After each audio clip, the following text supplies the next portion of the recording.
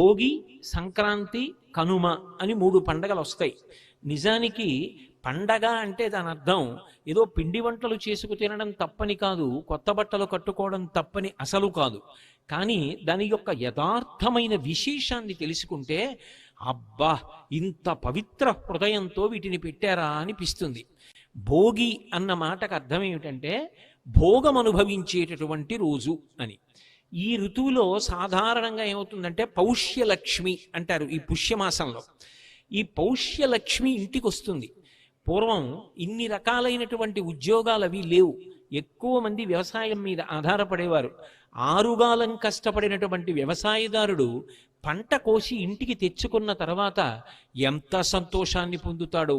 ఆ గాదెల నిండా ధాన్యాన్ని చూసుకుని పరమ సంతోషపడితే ఆ ధాన్యం సమస్త ప్రాణికోటి తిని కడుపు నిండితే చక్కగా వృద్ధిలోకి వచ్చి అందరూ శాంతియుతంగా ఉంటారు. ఇంత కష్టపడిన రైతు విశ్రాంతి తీసుకునేటటువంటి సమయం, అమ్మయ్య పంట ఇంటికి వచ్చిందని పరమ సంతోషంతో విశ్రాంతి తీసుకొని మానసికమైన ఆనందాన్ని పొందడానికి వెడతాడు. అందుకే భోగినాడు చేసేటటువంటి సంతోషానికి ఆనంద గోవిందము అని పిలిచింది శాస్త్రం. ఆనంద గోవిందము అన్న మాటకు అర్థం ఏమిటంటే బలిచక్రవర్తిని ఆ రోజునే భూమిలోకి తొక్కేశాడు మహానుభావుడైనటువంటి శ్రీ మహావిష్ణువు అని. ఎందుకంత భక్తుడైనటువంటి ఆ బలిచక్రవర్తిని భూమిలోకి తొక్కేయడం అంటే అహంకారముతో ఉన్నాడు కాబట్టి తొక్కేశాడు, కానీ పాడు చెయ్యలేదు. పాడు చెయ్యకుండా భవిష్యత్తులో నీకు మళ్ళీ ఇంద్రపదవిని ఇస్తాను అని చెప్పి ప్రమాణం చేశాడు. ఆ విషయాన్ని జ్ఞాపకం తెచ్చుకుంటారు. అంతటా ఉన్నవాడు పరమాత్మయే అని జ్ఞాపకం తెచ్చుకుని అందరూ కలిసి పరమ సంతోషంతో చక్కగా వైదికమైనటువంటి ఆటలన్నీ ఆడుకుంటారు. రైతు సంతోషాన్ని పొందుతాడు, లోకమంతా సంతోషాన్ని పొందుతుంది. అందుకని భోగి. అదొక్కటే కాదు, దక్షిణాయనం అంతా ఉపాసన కాలం. మీరు చూడండి, ఎప్పుడైనా సరే పండగకి తిథి ఉంటుంది. భీష్మేకాదశి అన్నాను అనుకోండి, మాఘమాసంలో ఏకాదశి. కృష్ణాష్టమి అన్నాను అనుకోండి, శ్రావణ బహుళ అష్టమి. మహాశివరాత్రి అన్నాను అనుకోండి, మాఘమాసంలో వచ్చేటటువంటి కృష్ణపక్ష చతుర్దశి అర్ధరాత్రికి పరివ్యాప్తమై ఉండాలి. ఉంటే మహాశివరాత్రి. ఏదో శ్రీరామనవమి అన్నాను అనుకోండి, చైత్రమాస శుక్లపక్ష నవమి. తిథి ఉంటుంది, పండగ తిథి కలిసి ఉంటాయి. భోగి ఎప్పుడు, ఏ తిథి నాడు ఉండదు. ఎందుకు భోగికి తిథి ఉండదు అంటే దక్షిణాయనం ఏ తిథి నాడు పూర్తయిపోతుందో అది భోగి. దానికి ఒక్కదానికే మినహాయింపు పంచాంగంలో. అది తిథితో చెప్పరు. ఎందుకు చెప్పరు అంటే దాంట్లో ఒక రహస్యం ఉంది. భోగి పండగ నాడు ఏం చేయాలి? భోగం అనుభవించాలి. పొంగల్ పొంగల్ అంటూ ఉంటారు. మధుర పదార్థాలు వండుకు తింటారు. మధుర పదార్థం వండుకు తినడానికి ముందు ఏం చేయాలి? చేదు పదార్థం తినాలి. అందుకే ఉగాది నాడు ఏం చేయిస్తారు? చేదు పదార్థం తినిపిస్తారు.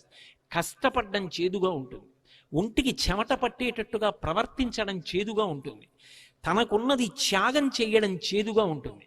ఎవరికైనా ఏదైనా కాస్త సౌకర్యం చెయ్యాలంటే చేదుగా ఉంటుంది. తాను స్వార్థం అనుభవించాలంటే తీయగా ఉంటుంది. కష్టపడడం చేదుగా ఉంటుంది. చేదు ప్రయత్నపూర్వకంగా తిను. అంటే కష్టపడడాన్ని జీవితంలో అలవాటు చేసుకో. కష్టపడి బ్రతకడం అలవాటు చేసుకో.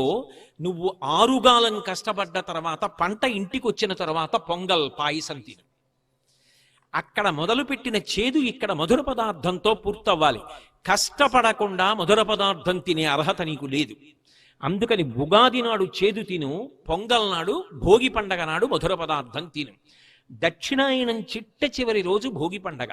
దక్షిణాయనం అంతా ఏమిటి? ఉపాసన కాలం. దక్షిణాయనం వచ్చిందనుకోండి, ప్రకృతి ప్రతిబంధకాన్ని ఇస్తుంది. దానికి మాసం కానీ, దానికి రోజు కానీ, దానికి తిథి కానీ ఉండవు. దక్షిణాయనం ఏ రోజున పూర్తయిపోతుందో అది భోగి పండగ. ఎందుకు అలా చెప్తారు అంటే దక్షిణాయనం అంతా ఉపాసన చెయ్యాలి. భగవంతుని యొక్క అనుగ్రహము కలిగి ఆయన యొక్క దర్శనం అవుతుంది. ఆ భోగి జీవితంలో ఒక్కరోజైనా పొందగలిగిన వాడు ఎవరుంటాడో వాడు భోగం అనుభవించినవాడు. అందుకని భోగి పండగ అన్నది వచ్చింది ఉపాసన రీత్యా. ఉపాసన అంటే మీరు ఒకటి గుర్తుపెట్టుకోవాలి. ఉపాసన అంటే ఏమిటంటే ఉప అంటే దగ్గరగా, ఆసన అంటే కూర్చుండుట. దగ్గరగా కూర్చుండుట అన్న మాటకు అర్థం ఏదో భగవంతుడి మూర్తి పెట్టుకుని దగ్గరగా కూర్చోమ్మని కాదు, మనసు లోపల దగ్గరగా ఉండుట, అది ఉపాసన. అలా ఉపాసన చెయ్యగా చెయ్యగా చెయ్యగా పరమాత్మ సంతోషిస్తాడు. సంతోషించి ఆయన అనుగ్రహము ఏ రోజున పొందుతావో అది భోగి. అందుకే భోగికి ఏం చేస్తారో తెలుసా? భోగికి ముందున్నటువంటి నెల రోజులు కూడా కన్నెపిల్లలందరితోటి కూడా గొబ్బెమ్మల్ని చేయిస్తారు. గొబ్బెమ్మ అన్న మాటకు అర్థం ఏమిటంటే లక్ష్మి యొక్క ఉపాసన అని అర్థం. వాళ్ళు చిన్నపిల్లలు కాబట్టి వాళ్ళు పెద్ద పెద్ద శాస్త్రాలతో చేయడం సాధ్యం కాదు కాబట్టి ఆవు పేడతోటి ముద్దలు చేయిస్తారు. ఎందుకు ఆవు పేడతో చేయించడం అంటే మహాభారతం అనుశాసనిక పర్వంలో ఈ విషయం గురించి మాట్లాడతారు, లక్ష్మీ స్థానం గురించి. లక్ష్మి గోవుల దగ్గరికి వెళ్ళి అడిగింది, మిమ్మల్ని అందరూ పూజిస్తారు, నాకు మీలో స్థానం ఇవ్వండి అని అడిగింది. గోవులన్నాయి, నువ్వు చించిల లక్ష్మివి, వెళ్ళిపోతూ ఉంటావు, మా దగ్గర వద్దన్నాయి. అంటే ఆవిడంది, నేను వెళ్ళిపోవడంలోనే ధర్మం నిలబడుతుంది, అధర్మం ఉన్నవాడి దగ్గర ఉండకూడదు, వెళ్ళిపోవాలి, ధర్మం ఉన్నవాడి దగ్గరికి వెళుతూ ఉండాలి, అప్పుడే లోకంలో ప్రయోజనం సిద్ధిస్తుంది, నన్ను వెళ్ళొద్దంటే ఎలా అంది. అంటే అవన్నాయి, అయితే మా మల విసర్జన స్థానమునందు నువ్వు ఉండు, మేము విడిచిపెట్టిన మలమునందు నువ్వు ఉండన్నాయి. అందుకే ఇప్పటికీ చూడండి, 84 లక్షల జీవరాశులలో ఏ జీవి విడిచిపెట్టిన మలమూత్రములైనా దుర్గంధభూయిష్టములు, ఒక్క ఆవు యొక్క మలమూత్రములు సుగంధభరితములు. గోశాలలోకి వెళ్ళి చూడండి, సువాసన వస్తుంది. పైగా అది లక్ష్మీ స్థానం, ఆవు పేడ యందు లక్ష్మి ఉంటుంది. అందుకని ఆడపిల్లతో ఆ గొబ్బిళ్ళు పెట్టిస్తారు. ఎందుకు పెట్టిస్తారు అంటే, ఆడపిల్ల ఎందుకండి మగపిల్లవాడితో ఎందుకు పెట్టించరు అంటారేమో. మగపిల్లవాడు ఒకవైపు ఉన్నటువంటి వంశాన్ని మాత్రమే తరింపచేస్తాడు, ఆడపిల్ల 2 వంశాలని తరింప చెయ్యగలిగిన శక్తితో ఉంటుంది. ఈ కాలమునందు లక్ష్మీదేవి అనుగ్రహం కలిగే సమయం కాబట్టి ఆవు పేడతో గొబ్బెమ్మలు చేయించి బంతిపూలు పెట్టించి ప్రదక్షిణం చేయిస్తూ గొబ్బెమ్మల మీద పాటలు పాడతారు. ఆ పాటలలో వాళ్ళు సంతోషాన్ని పొందుతారు. భోగి పండగకి ముందు ఈ గొబ్బెమ్మలన్నిటినీ కూడా కన్యపిల్లలతో పూజ చేయించి ప్రతిరోజు తల్లులు పులగం వండి నైవేద్యం పెట్టించి ఆ పులగాన్ని పెడతారు. కన్యపిల్లలందరినీ పిలిచి ఈ గొబ్బెమ్మలకి పూజలు చేయించి పులగం సైంధవలవనంతో ఈ పాళ్లలోనే ప్రతిరోజు వండించి అందరికీ ప్రసాదం పెడుతుంటాం. ఇవన్నీ తిని ఆడపిల్లలు చక్కగా సమాజంలో వృద్ధిలోకి రావాలి అని చెప్పి అందుకని పులగం పెడతారు. ఈ ఎండిపోయిన గొబ్బెమ్మలన్నింటినీ భోగి మంటలో వేసేస్తారు. ఎందుకు వేసేయాలి అంటే, శ్రియమిచ్చేత్ హుతాశన, మంచి ఆలోచనలను, ధార్మికమైన అభివృద్ధిని అగ్నిహోత్రుడిస్తాడు. ఆ అగ్ని ద్వారా ప్రతి ఇల్లు కూడా వృద్ధిలోకి వచ్చి అందరూ సంతోషంగా ఉండాలి. అందరూ సంతోషంగా ఉండడానికి తృప్తి ఉండాలి. భర్తని ధర్మపదంలో ఉంచగలిగినటువంటి పరమశక్తివంతురాలు భార్య. అందుకే అటువంటి స్త్రీని కాపాడుకోవడానికి ఈ కాలమునందు గొబ్బెమ్మలతో ఉపాసన చేయిస్తారు. ఇక మీతో నేను మనవి చేశాను, ఆనంద గోవిందం భోగి మంటలు వేస్తారు. భోగి మంటలు అంటే దానికి అర్థం ఏమిటంటే, ఉండాలి కోరికలు, ఏ కోరికలు ఉండాలి, అవసరములు కోరికలు కావు. అందుకని భోగి మంటలు వేసి కామాన్ని కాలుస్తారు. కాల్చి నాకు ఈశ్వర కామము కావాలి, భగవద్భక్తి కావాలని అడుగుతారు. ఇక పసిపిల్లలు ఉంటారు. పసిపిల్లలు ఏ ఉపాసన చేస్తారు? వాడిని గొబ్బెమ్మని చేయమంటే మాత్రం వాడు ఏం చేస్తాడు? వాళ్ళు కూడా భోగం అనుభవించాలి.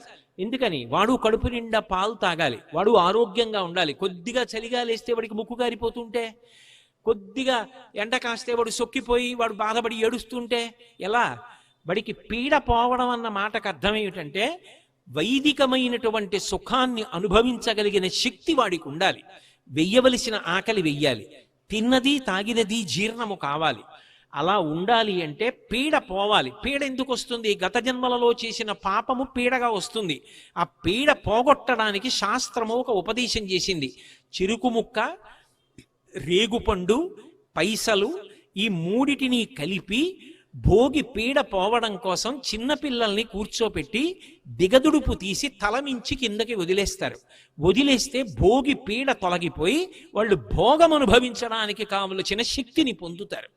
ఒక్కొక్క దాని వల్ల ఒక్కొక్క ప్రయోజనం ఉంటుంది. అది ఉంటుందా అంటే, అన్నీ కొన్నిసార్లు అనుభవము చేత తెలిసేవి కావు, కానీ నమ్మకం చేత పెడతాయి. భూమి తిరుగుతోంది, నేను చూశానా? కానీ శాస్త్రములు చెప్తున్నాయి, శాస్త్రవేత్తలు చెప్తున్నారు, నమ్ముతున్నాను. అంతేగాని భూమి తిరగడం నేను చూడలేదండి అందుకని నేను నమ్మనండి అంటే మానేయి. నువ్వు నమ్మలేదు కాబట్టి భూమి తిరగడం మానేస్తుంది.